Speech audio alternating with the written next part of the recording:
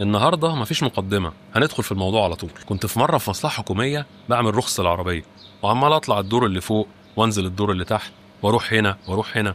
كنت كل ما ابص جنبي الاقي شخص كده معايا في كل المشاوير دي. يعني وانا في الدور اللي فوق الاقيه، انزل تحت الاقيه برضه. فما بقتش فاهم، وكل ما ابص له يقعد يضحك لي.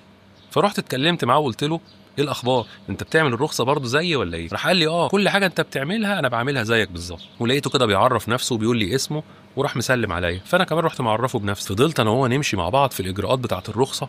وكان بقى في وسط المواقف دي ايه، يعني واحنا بندفع مثلا خدمات معينه، يقول لي: معلش انا مش معايا الفيزا بتاعتي، ممكن تدفع لي من الفيزا بتاعتك وانا هديك الفلوس كاش. هو فعلا كان بيديني الفلوس، بس كان بيعمل حركه مستفزه جدا، وهي ان مثلا قيمه الخدمه اللي انا دفعتها 1020 جنيه، الاقيهم مديني 1000 جنيه بس. فاقعد اقول في سري: ايه يا عم، فين ال 20 جنيه؟ والمشكله ان هو كان بيعملها بكل بجاحه.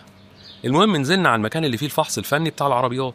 طبعا العربيه لو انت مش عندك الحاجات دي مش هتعدي من الفحص الفني، اللي هي طفايه الحريق ومثلث كده بتاع اعطال الطريق، وكمان شنطه الاسعافات. ممكن بعد ما تخلص الاجراءات بتاعتك تديني الحاجات دي اكمل بيها الاجراءات بتاعتي؟ طبعا انا قلت له الطفايه مش هينفع، لان بيبقى محطوط عليها رقم ومش هينفع تستخدمه تاني. فقال لي: خلاص خلاص، مش مشكله، مش مشكله الطفايه، يعني اديني بس شنطه الاسعافات والمثلث ويبقى كده كتر خيرك، وفرت لي. كنت حاسس بضغط عصبي غير عادي، وحاسس اني في لحظه كده همسكه اموته، بس هو ولا كان على باله. وكان بيطلب الطلبات بعين جامده جدا، ومش فارق معاه ان شكلي متضايق، او مثلا الطلب اللي هو بيطلبه ده صعب عليا. ما كانش عنده اي مشكله خالص. المهم ان انا عرفت ازوغ منه في الموضوع بتاع المثلث والشنطه ده. اختفيت من قدامه، والمفاجاه ان لقيته من رخامه اهله يعني عمال يدور عليا، وتقريبا موقف الاجراءات بتاعته كلها لحد ما ياخد الحاجات بتاعتي عشان يخلص بيها. بصراحه شخصيه غريبه جدا جدا، بس هو ان جيت للحق انا اللي غريب، لان انا اللي سمحت له يعمل كده من الاول. المهم خلصت الاجراءات بتاعه الرخصه واستلمتها وخرجت من المكان. بس وانا خارج قابلته على السلم بتاع المرور، ولقيته زعلان قوي بيقول لي: ايه ده، انت عملت فيا مقلب وحش قوي وخليتني البس في المثلث وشنطه الاسعافات. فبقيت اقول في بالي: يا عم وانا مالي، انا طبعا مش بحب احرج حد، بس في ناس كده بتعمل حاجه اسمها ايه، بتستنطع، يعني بيتحول لنطع. عارف نطع يعني ايه؟ لو ما عرفتش معناها اللي هو المخلوق اللي بيعمل زي ما الراجل ده كان بيعمل بالظبط كده. المهم رديت عليه بابتسامه لذيذه كده وصفرة، وقلت له: معلش اصل كنت مستعجل، المره الجايه ان شاء الله هبقى اديك الحاجات اللي معايا تخلص بيها. ورحت ماشي وسايبه. عايز اقول لكم ان الموقف ده بيتكرر كتير جدا. يعني انا زوجتي واختها لما كانوا ايام الكليه كانوا دايما يتصاحبوا على اي واحده يقابلوها في الشارع. يعني هم راكبين المترو كده، يلاقي واحده مثلا بتضحك لهم، يقوموا يضحكوا لها ويتكلموا معاها، وبعدها يبقوا صحاب ويكلموا بعض، وممكن كمان يخرجوا مع بعض. انا بصراحه ما بحبش الموضوع ده خالص، لان انت ما تعرفش نوايا الناس عامله ازاي. وبعدين كمان العلاقه بتبدا بطريقه غريبه ومريبه، بتحس كده ان هو حاطط نفسه في طريقك، فالموضوع بيبقى مقلق شويه. وفعلا انا في مره كنت في مصلحه حكوميه بجدد البطاقه، لقيت واحد كده عمال يحاول يكلمني باي طريقه: انت بتشتغل فين، ساكن فين، اديني رقم تليفونك. وبعدها لقيته بيكلمني كل شويه. وفي مره من المرات لقيته بيتصل بيا ويقول لي: ايه، انا عندي مشكله كبيره جدا ومحتاج 5000 جنيه دلوقتي حالا. السبب كان بيقول لي ان ابنه ولا بنته عيانين في المستشفى. الموضوع ده لازم ناخد بالنا منه كويس جدا، لان ممكن في بعض الاحيان بيبقى خطر. يعني انت ممكن تاخد الموضوع بسهوله، ولكن هو يكون وراه بلاوي كبيره او مصيبه. يعني انت لو بتشوف الحوادث بتاعت سرقه وخطف الناس عشان الاعضاء، هتعرف ان الموضوع مش سهل، وان قصه كبيره جدا لا يستهان بيها كمان. عشان كده لازم الناس تفتح عينيها كويس جدا جدا. يعني انا ساعات ببقى في المول فلاقي واحده ست كده سايبه ابنها ولا بنتها وعماله تعمل شوبينج، وتلاقي الواد ماشي كده لوحده يا عيني عامل زي اللقيط، وممكن يختفي عن نظرها، وفجاه تلاقيها عماله تعيط وتصوت وتقول لك: ابني فين؟ طب ما تاخدي بالك من الاول، ولا لازم تحصل الكارثه عشان نحس؟ ونروح للموقف اللي بعده. لو تحبوا اننا نعمل حلقه كلها عباره عن موقف واحد بس يكون موقف طويل، اكتبوا لي في الكومنتات، واللي ما داسش لايك برضه يكتب لي في الكومنتات. كان ليا واحد صاحبي، بس الكلام ده من زمان قوي، كان بيموت في اللبس والموضه، مهتم جدا بالموضوع ده، ودايما بيدور على احدث الصيحات في الملابس والجزم والتيشيرتات والقمصان. ولما كان يقابل حد كان يقعد يبص له كده من فوق لتحت، كانه عايز يعرف اللبس ده منين وبكام. هي البصه كانت بتبان كده، هاش الا كده. المهم ان صاحبي ده كان ظريف جدا، يعني كانت شخصيته مرحه كده وكوميديه، بس في عيب ابن لذينه بقى، شخصيته متسلطه جدا. يعني مثلا نروح انا وهو نشتري لبس مع بعض، يا لهوي كان يلبسني في حاجات غريبه، وبعد ما اجيبها والبسها مره واحده بس مرضاش البسها بعد كده تاني. مش عارف ازاي كنت بسكت على الكلام ده وقتها. فضل الحال ماشي على كده لحد ما انا بقيت بتخنق منه. يعني كل ما انزل اشتري لبس ما بقيتش اقول له، بس طبعا ابن اللذينه ولانه كان معايا في الشغل كان بيكتشف على طول اني جبت حاجه جديده، حافظ كل اللبس بتاعي، قميص جديد مثلا ولا بنطلون.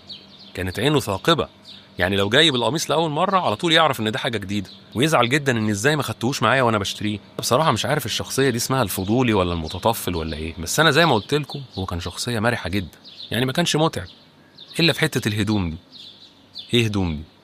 الملابس يعني. كنت لما اخرج معاه كانت الخروجه بتبقى لذيذه جدا وضحك وهزار واخر جمال، بس طبعا من بعدها بقيت بهرب منه بكل الطرق عشان ما ينزلش معايا، لانه كان ليه طريقه غريبه جدا في الاقناع. يعني تبقى الحاجه شكلها وحش عليك بس الطريقه بتاعته اللي بيقنعك بيها تلاقيه يقول لك ايه، دي خطيره، ده انت ولا احمد عز يا جدع.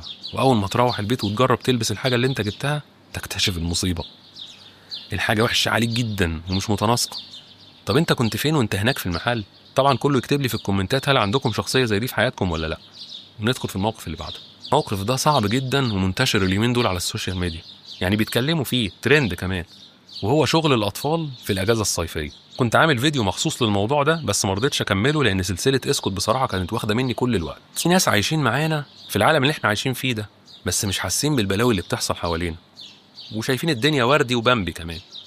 والناس دي عندها عادي جدا ان ابني مثلا عنده 6 سنين او 7 سنين ينزل يجيب لنا حاجه من تحت البيت عادي جدا، ما انا عايز اخليه راجل. بس هم ما بيتحركوش غير لما الفاس تقع في الراس. اظن المثل مفهوم يعني مش محتاج ترجمه. فكره القصه دي حقيقيه وحصلت قدامي. لما كل المدارس بتاخد الاجازه الصيفيه اول حاجه بتيجي في بال الناس دي اللي هنتكلم عليهم يقوموا قايلين ايه، خلاص خدنا الاجازه والعيال قاعدين زهقانين، طب يلا بقى كل عيله كده عندها ولد ولا بنت من اللي عندهم مثلا من 13 سنه ل 16 سنه ينزلوهم شغل.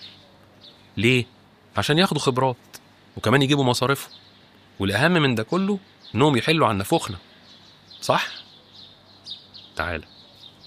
اول ما العيال بياخدوا الاجازه فعلا بيبقوا عاملين صداع غير عادي للاب والام، وبتلاقيهم على طول زهقانين سهرانين طول الليل، يناموا الساعه 5 الفجر ويصحوا الساعه 4 العصر ومش لاقيين اي حاجه يعملوها في حياتهم. في بقى من الناس دي اللي هم اهالي العيال دول بيستسلموا للامر الواقع ويدوهم الموبايلات عشان يطلعوا من دماغهم، وفي منهم اللي بيكون مشترك في نادي فبيودي عياله يتدربوا اي حاجه، المهم ان اي حاجه دي تهد حيلهم، وهو ده الهدف الاساسي، ازاحه الصداع اللي بيجي من ناحيته. وعلى الناحيه التانيه في مجموعه كبيره جدا من الاهالي بتقرر انها تنزل عيالها مجتمع العمل، والناس دي طبعا مستويات مختلفه، انا بتكلم هنا على مستوى اجتماعي ومادي. بس في مجموعه ثالثه مش بيكون عندهم الامكانيه انهم يصرفوا على الترفيه بتاع عيالهم في الاجازه، يعني فلوسهم يا دوب على قد الدراسه وشكرا على كده، ما كمان هيصرفوا في الاجازه.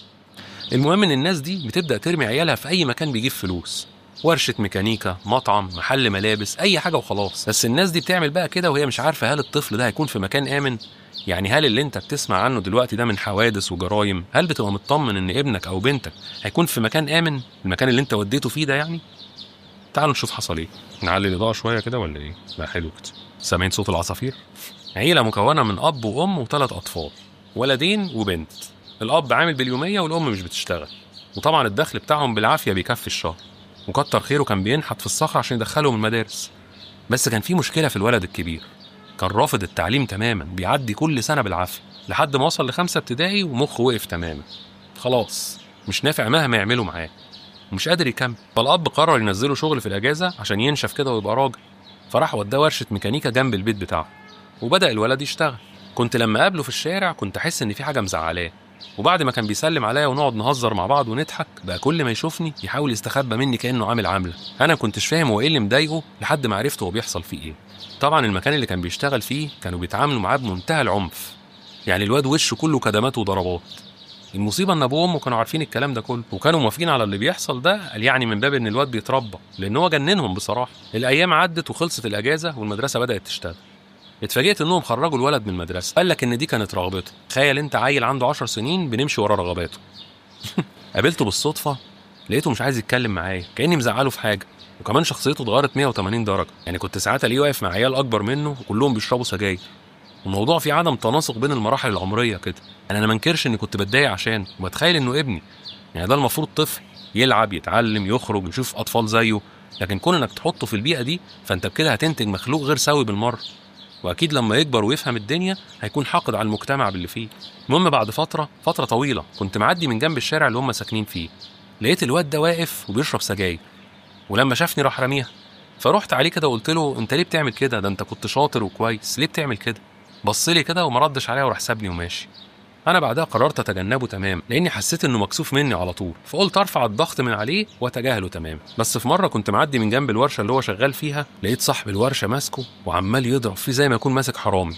بصراحه ما قدرتش امسك نفسي وتدخلت لاني عارف صاحب الورشه ده من زمان، فلما شافني راح سايب الولد، ولقيته بيقول لي الواد ده بقى مدمن وبياخد مخدرات. حصلت لي حاله صدمه والله العظيم، ما كنتش متخيل ان الوضع هيوصل لكده. بس طبعا الاكيد ان ما حصلوش الكلام ده في يوم وليله، ده نتيجه ضغوط نفسيه، والضغوط دي اصلا الطفل مش بيبقى فاهمها.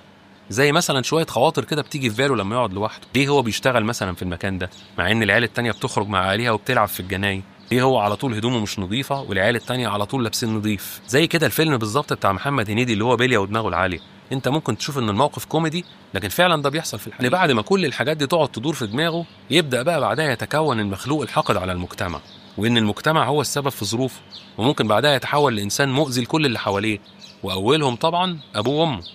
هم اول ناس هتندم على انهم ما قدروش يحموه من ضغوط الحياه. انا بعتذر ان القصه موجعه وممكن تكون ملهاش علاقه بالمحتوى بتاعنا، بس اتمنى الناس تشيرها في كل الصفحات، لان انت ما تعرفش انت بتعمل ايه في ابنك ولا بنتك لما بتحطه في الجو ده. وعايز اقول لك ان الطفل ده اللي بيكون في الجو ده بيكره حاجه اسمها تعليم، وحتى لو هو عنده مواهب وممكن يبقى شاطر بيتدمر تماما. وسيبك من موضوع التعليم والكلام ده، تعالى نفسيه الولد بتبقى عامله ازاي؟ اكيد بتبقى في الارض طبعا، وزي ما قلت لك ممكن يتحول لشخص مؤذي زي ما بنشوف حوالينا في كل حته.